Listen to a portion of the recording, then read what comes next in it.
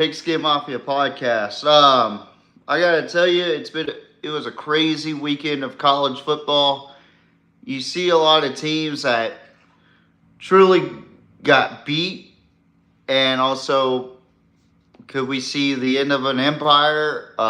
Could we see the end of a team that has been dominant for the past 20 seasons, or a prominent program like Oklahoma dropping down finally? Which I'm not looking for that. I'm genuinely curious to see what's going on with Oklahoma. Um, I just, I really wish that we could see what's happening in the world of college football. NFL wise, we saw Deshaun Watson get carted off the field, but the fans were cheering and saying you deserve it, which is pretty disgusting to me. I don't care who he is or what he is. You never want to cheer that he deserved what he got, that's just not my style. But yeah, so ladies and gentlemen, welcome to the PMP. And our first topic we're going to be talking about is what in the hell is going on with Oklahoma right now? What is happening to the Oklahoma Sooners right now? Losing the way they've lost in the last two games to Texas 34-3 in the Red River rivalry game, and then you get South Carolina at home, and you drop an egg against South Carolina 35-9. I believe that was the final score in that one. I really don't understand, truly, what is happening to this Oklahoma program, And as my AC Central unit is kicking on, I'm sure I'm a little muffled, but anywho, Brent Venables is not the guy for Oklahoma. For Sooner fans, I'm sorry, but you're not the same. You're not the same cat in the same bar fight. You know what I mean? This is the SEC. This is a completely different league, and it's proving to. And happy birthday, Isaac. I don't know who that is, but hopefully he's a fan of mine. But happy birthday! Shout out to Aiden and Bijou and me. I don't know what that's off of, but we are truly witnessing something crazy. Thank you for being a subscriber. We are truly seeing something that could be the downfall of Oklahoma. Now, on the other side, you got Alabama, who lost to Vanderbilt and Tennessee this season. First time in a long time, I believe, that they actually lost to those two teams from Tennessee in the same season since like the 70s or 80s. This is huge. Think about it for a second. Alabama's been dominant for the last couple years now, a couple seasons. And I think that Kalen DeBoer is a great coach, but his system of coaching isn't the right coaching for Alabama right now. But it's not the same story as Oklahoma. Brent Venables has been there for 3 years. He had one good season, and it's direct. It's looking bad for Oklahoma. They're 4-3, 1-3 in SEC conference play. They still got to go against Alabama and LSU, and it's not looking too pretty for the Sooners right now. But next thing I want to talk about is, before I get into the recap of last week's games that we selected and predicted, the Texas and Georgia game, the highlight game, the game of the week, we saw pure domination in the line of scrimmage, the trench work. I thought what Georgia did against that offensive line, first round pick Kelvin Banks, was master class. Okay. In the first half, that offense didn't know what we were doing. And I'm a Longhorn fan, I'm allowed to say it. We did not look like we didn't know what to do out there. Georgia's defense completely took pace of the game. And it was just unbelievable how we suffered in that game. It was bad. It was bad in the first half. And I'm glad Sark took Quinn out and let Arch get a little taste of what SEC ball really is. And I'm not working out tonight, by the way. And it's crazy to me how the second half really changed the narrative of what this Longhorn team really is. Like, if it was a Tom Herman or a Charlie Strong-led Texas team, you would see probably a 30 or probably 40-point deficit at the half because of how bad the defense was. Let me give you a perspective on how good this defense is. Okay? They allowed only 285 yards total in this game, and let me just say this right now. The only reason why Georgia was up 23 points is because of the fact that our offense gave up too many turnovers on our side of the ball. Okay? And Georgia really didn't necessarily drive down the field until late in the game, you know, where they ended up getting that 30-15 score to cap off the game. And there was a controversial play where a Texas player intercepted the ball. I believe that was, who was that? I can't remember his name, but he had a hell of a game. The secondary had a hell of a game, but he picked off Carson Beck, and it was called a defensive pass interference. I was livid because of how bad the officiating has been for both sides of the ball. That's another thing we got to talk about. But after they announced it, they huddled up, and then all of a sudden the student section starts throwing beer bottles and shit out in the field. First of all, I don't condone it. I get the frustration. We got to relax, okay? But they overturned it. It was Texas ball. We were able to score, making it 23-15. Then Georgia got the ball. If it wasn't for that third down trick play, flea flicker to the tight end, I think we still would have been in this game. I think that offensively, we just did not do enough. We didn't show up offensively. Defensively, played an A- game. I think they played their asses off. Only allowing 175 passing yards. And the only hinder that I have with that defense is not enough pressures on Carson Beck, not enough sacks. They only got one sack on Carson Beck. They allowed 3.9 rushing yards per carry. Trevor Etienne had 3 touchdowns in the red zone. It was just a bad night for Texas to play football, and that offense did not click until like the third quarter, and then they stopped clicking. They were driving, but they stopped clicking. So, and this really irks me right here. Third down conversions and fourth down conversions. Texas only had 2 out of 15 on third down conversions. 1 out of 5 in the fourth quarter. And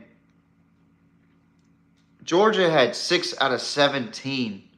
So both offenses weren't really clicking in this game. It was just the advantage was Georgia's offense because of the way their defense played. They played an A+ game in my opinion. Um, and of course, the targeting penalties. A lot of people are saying that that's controversial. That Georgia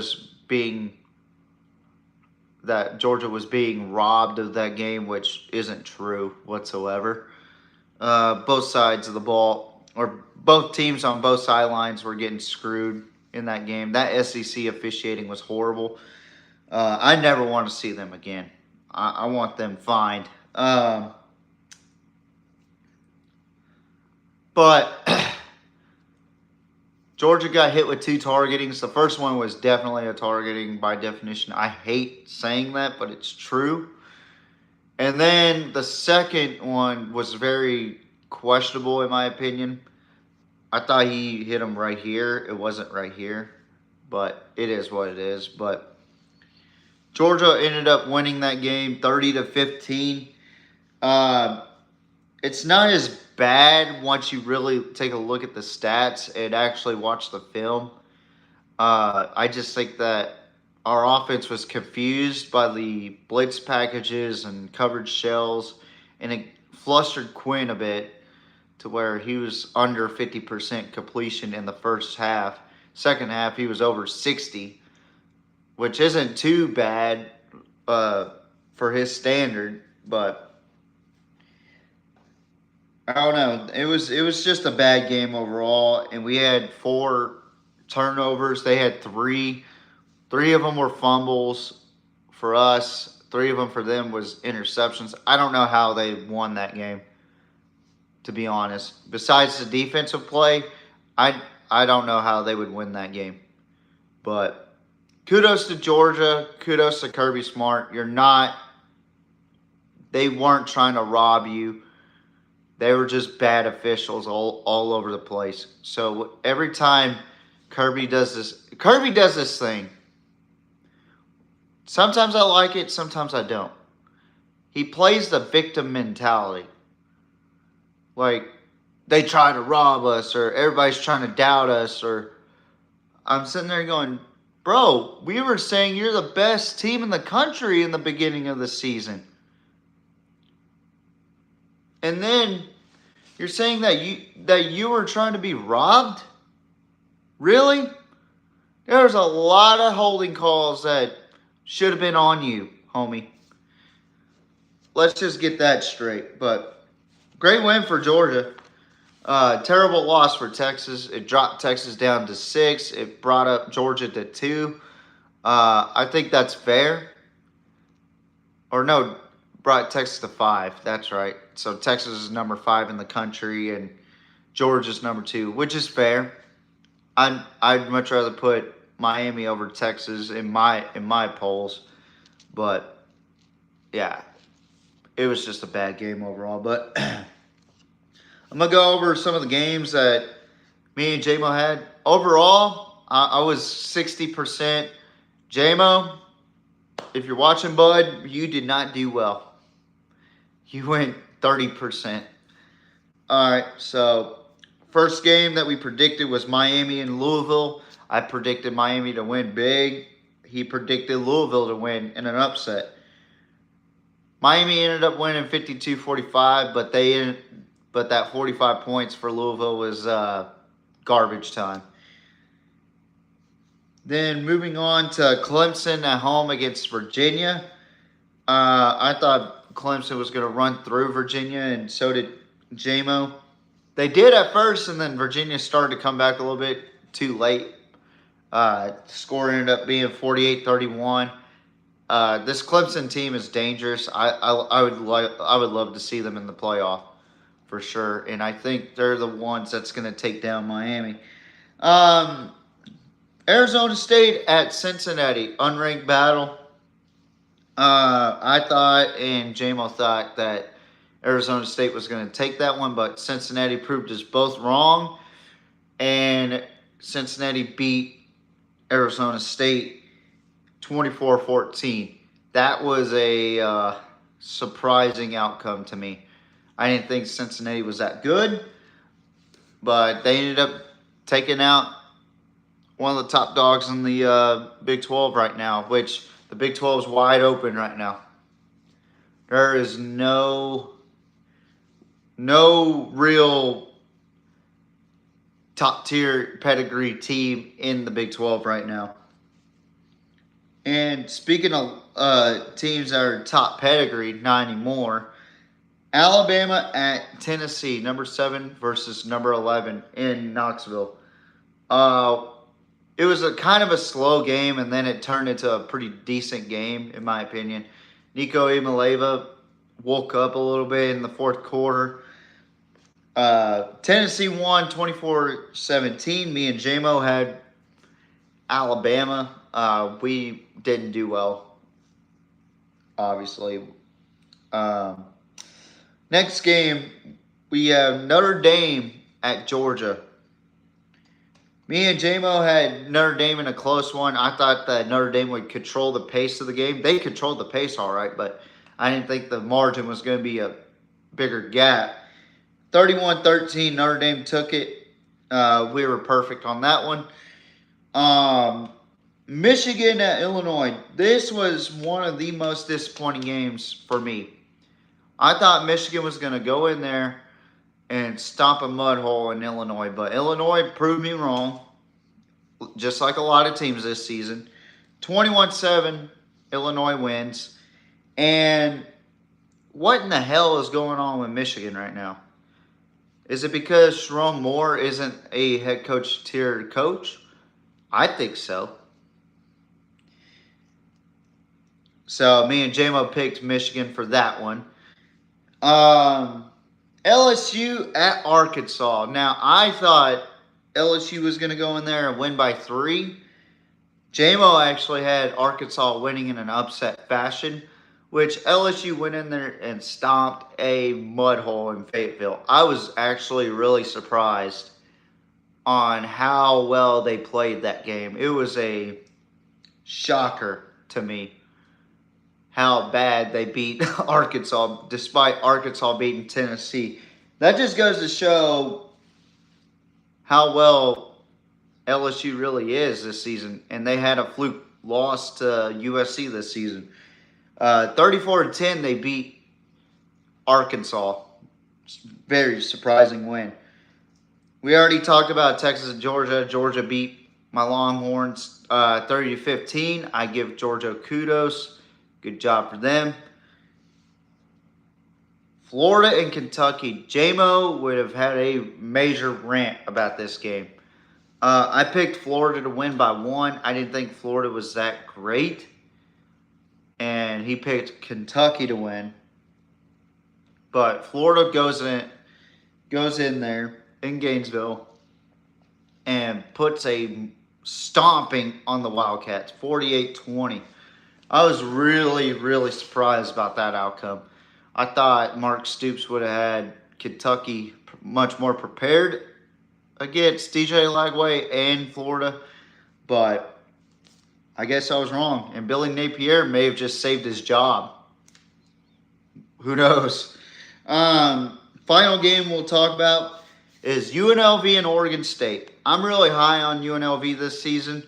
I really like the way their culture is right now. And they played against Oregon State, who is pretty tough. Me and JMO did pick UNLV to win this game, and they did win the game 33-25. I had 38-27, and JMO had 42-28. So, goes to show you, I know my football, and so does JMO. So, that concludes the recap on that one. And we're going to talk about Navy versus Notre Dame. This is a rivalry game, obviously. I have to go through this one quick because I don't have all the numbers with me right now. Now, I like this rivalry matchup because it's a service academy versus I would say a private academy, or not a private academy, but a private university in South Bend, Indiana. Navy is striving to be there to be undefeated when they face Army. I really want to see that matchup undefeated. As a fan, I love it. I'm picking Navy to win this game 24-20. I think Notre Dame is really good, but I think that they're going to slip up in this game. I think that Navy's defense is going to hold them, and that Navy triple option is just going to kill Notre Dame at the end of the day. 24-20 Navy. And I'm just going to run through every week 9 game. 9 more games to cover. So Thursday night, Syracuse at Pittsburgh. Number 19, Pittsburgh, undefeated. They're favored by 6. I'm really not sold on Pitt right now. I like Kyle McCord and Syracuse. Give me Syracuse 21-17. Friday night, number 17, Boise State. Ashton Genty, a Heisman frontrunner, taking on UNLV, 6-1. Boise State, 2.5-point favorite. This is going to be a good game. I think it's going to be a high-scoring game. UNLV, they tend to struggle against the run, and Boise State's known for the run game this season. I have Boise State winning 38-28 in this matchup. I think the Broncos are going to run away with this one, but it'll definitely be a good matchup. Saturday's games, Georgia Tech at Virginia Tech. Virginia Tech is hitting their stride finally. They're 4-3, and they're favored by 10.5. And Georgia Tech just took a pummeling against Notre Dame. I'm going to go with Virginia Tech 34-23. I like what I'm seeing at Virginia Tech right now. Game number 3 on Saturday, we have number 20 Illinois traveling to number 1 Oregon. Listen, I like Altmaier. I like this story that Illinois is on the run with. But let's keep it real. Oregon's a good team. 38-21. I have Oregon winning this game. They're 25-point favorites, but I think it's going to be a closer game. But I don't think that defense can match up to that speed on the offense. Number 21, Missouri, taking on number 15, Alabama, in Tuscaloosa. Listen, Alabama's been struggling the last 3 games, but Missouri's not good to me. I don't think they're that great. I think they're an overhyped and overrated team. Give me Alabama 27-13. I think they finally snap out of this funk that they're in. And give me the Crimson Tide to win this one.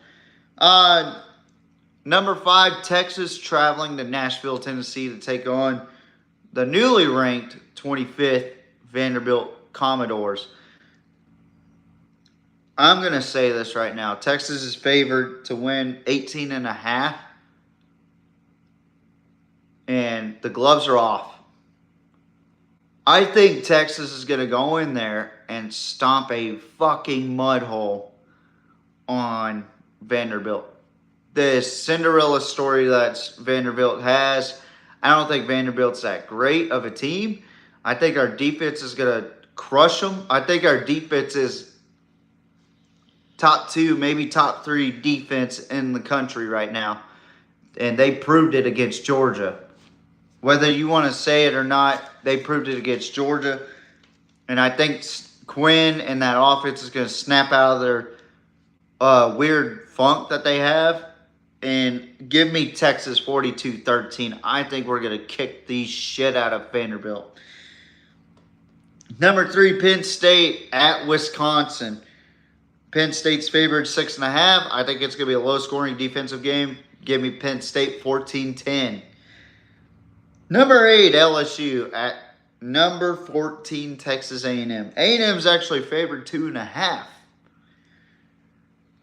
Look, if A&M wins against this LSU team, they're in my top 10.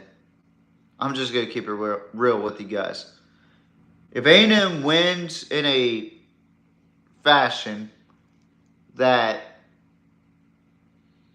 they beat LSU by 10 or more, then I'm putting them in my top 10 next week. Give me LSU 38-13, because I don't think A&M's offense can even go down the field against that LSU defense. I'm genuinely scared for Connor Wigman because he is not that great of a quarterback. And finally, Cincinnati 5-2, traveling to Boulder, Colorado to take on Coach Prime and the Colorado Buffaloes, or the Colorado Sanders, or whatever you want to call it. Colorado is favored 4.5. They just had a hell of a game against Arizona. But Cincinnati's looking pretty good right now. I think I'm going to take my chances with Cincinnati. I like Cincinnati. They play with a grit that you can't count us out in the Big 12 just because we were shitty last year. We're a lot better this season. Give me Cincinnati 27-21. And that concludes my college football side of this podcast. But next, we're going to talk about NFL. Listen, I don't give a shit about NFL. Let's keep it real. The games are awful. It's hard to watch. So I put it on to like Game Day Live or something where it shows all the games in different times or whatever. But let me just say that me and J-Mo went undefeated in NFL this week. Texans at Packers. I had the Packers winning 28-24. J-Mo had the Packers winning 28-21. But the Packers won 24-22. That was a good-ass game. I very much enjoyed that matchup for sure. So, great win for the Packers. Chiefs 49ers. Now, I didn't really watch this game, but I do know that the Chiefs did win by more than double digit. I had 21-17. KC won, obviously. They're the worst 6-0 team I had ever seen in my entire life. Pittsburgh at home against the New York Jets. J-Mo was texting me in the first half, was saying that Russell Wilson needs to be benched, this is that. And I got to disagree. Like, he didn't throw any interceptions, did he? Did he cause any fumbles? No. I mean, he played a lot better in the second half. I'll tell you that. He had 2 touchdowns, 0 interceptions. He went 16 for 29, if I'm not mistaken, for a little bit over 200 yards. So, I mean, and they scored the highest points that they've scored all season, I think. 30, or the highest gap between any team. But then again, it's the New York Jets right now. The Jets are in a bad state of affairs. The Steelers won 37-15. I think that Aaron Rodgers is slowly on the decline. He's been on the decline, but he's actually trajectory-wise, he is not coming back up. He's a great quarterback still, but man, it's not the same Aaron Rodgers. And then finally, the Baltimore Ravens taking on the Tampa Bay Buccaneers. I just want to say prayers to Chris Godwin. Prayers to Chris Godwin. That was a terrible, terrible injury. I saw it. I cringe looking at injuries like that. I really do. I hate looking at injuries there. It sucks. Because thank God I had never experienced that. I never want to experience an injury like that. I hate injuries. I hate looking at people getting injured. It just takes me back to that Friday Night Lights movie. Shout out to Boobie Miles. Hopefully we can get him back on. Where, man, that knee injury really bothered me so bad, man. It did. Like, it haunted me for the rest of my life. watching that, and then actually watching like who is the Louisville basketball player that like broke his shin, and it was sticking out. It was crazy. Like, and this was during like March Madness too. Like, I couldn't remember, but that was some crazy shit. But prayers to Chris Godwin and Mike Evans, who is probably the most consistent football player in the NFL right now. I hope he gets back in soon and reaches another 1,000 yards.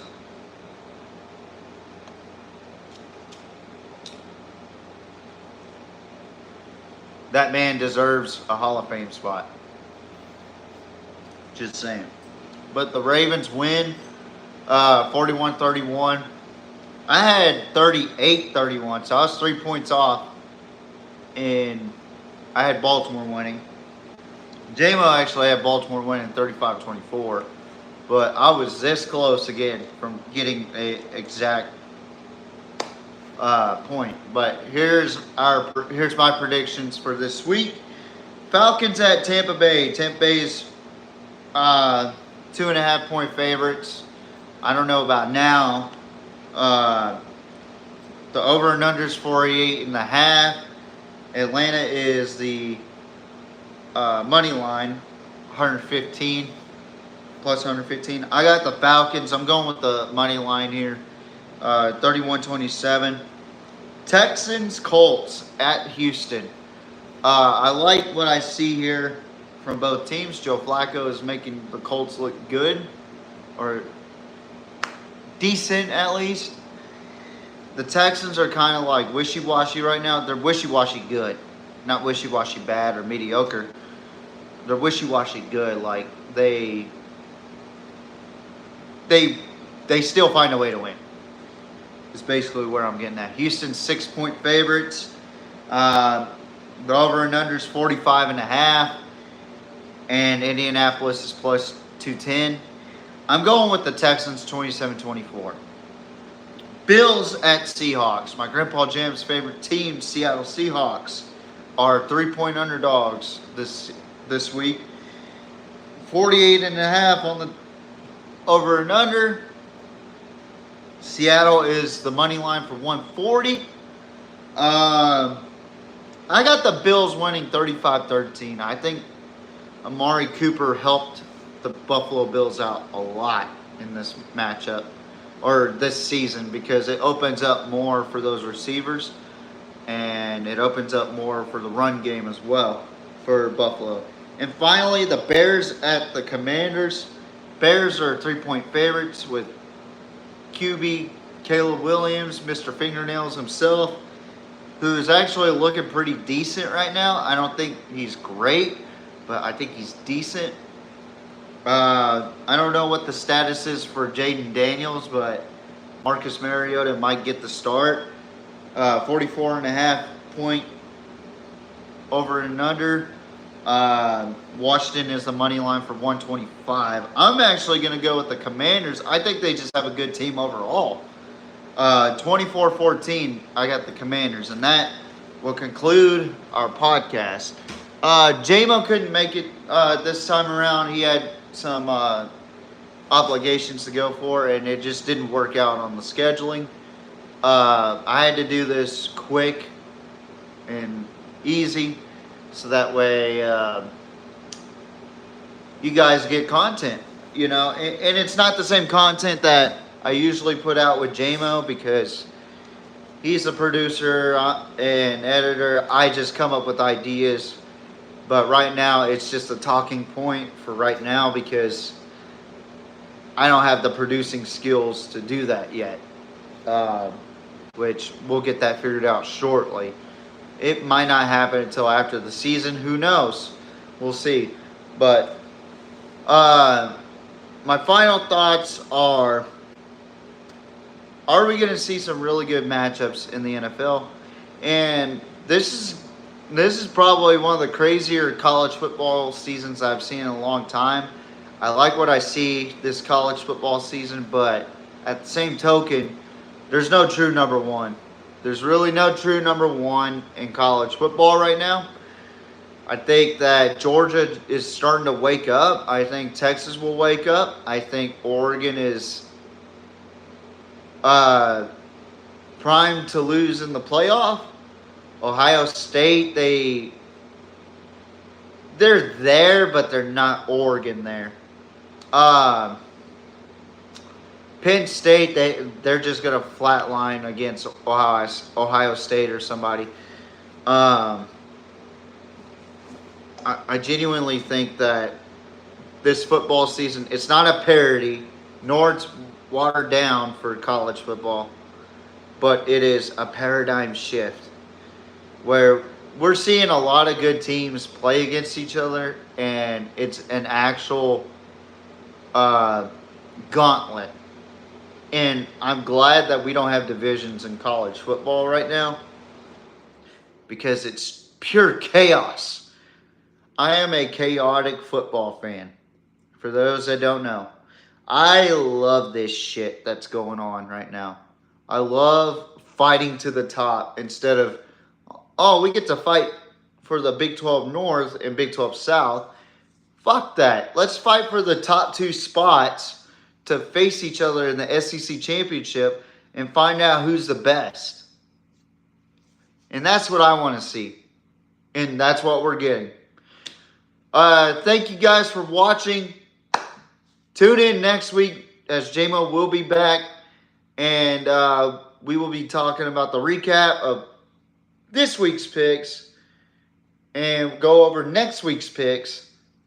And also talk about some news or some possible Notre Dame versus Navy talk after that, because me and JMO are former Navy vets. So for those that are just coming in and watching, thank you for watching. And good night, mwah, and good night, bang. Tune in next week.